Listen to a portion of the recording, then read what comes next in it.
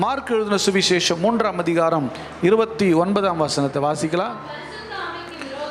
ஒருவன் பரிசுத்த ஆவிக்கு விரோதமாக தூஷணம் சொல்வானாகில் அவன் என்றென்றைக்கும் மன்னிப்படையாமல் நித்திய ஆக்கினைக்குள்ளாயிருப்பான்.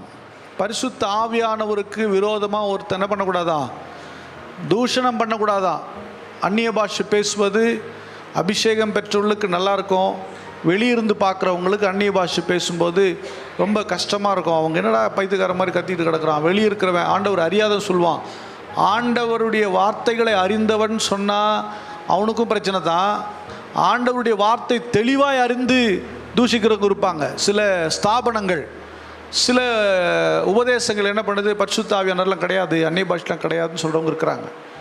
அவர்களுக்கு இந்த பாவம் என்ன பண்ணப்படுறது இல்லையா, மன்னிக்கப்படுவதில்லைன்னு சொல்கிறாரு.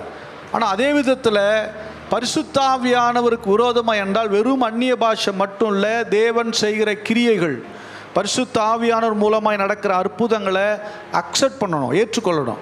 பரிசுத்த ஆவியானவர் மூலமாய் நடக்கிற செயல்களை நாம் அதை அக்செப்ட் பண்ணி ஏற்றுக்கொண்டு தான் ஆகணும்.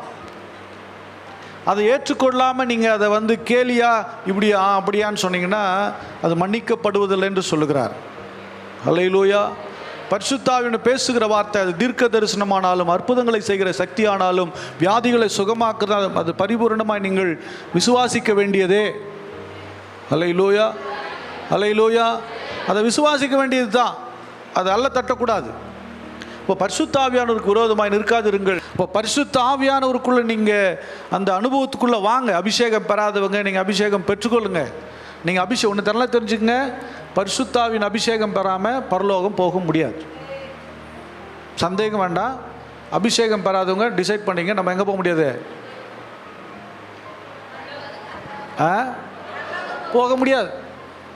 நான் இந்த காணி கொடுத்தேன், அதை கொடுத்தேன், இதை கொடுத்தேன், நான் வேலை செஞ்சேன், ஞாயிற்றுக்கிழமை சர்ச் பண்ண, நான் உங்களை என்ன பண்ணுவேன், இறக்கப்படுவேன்.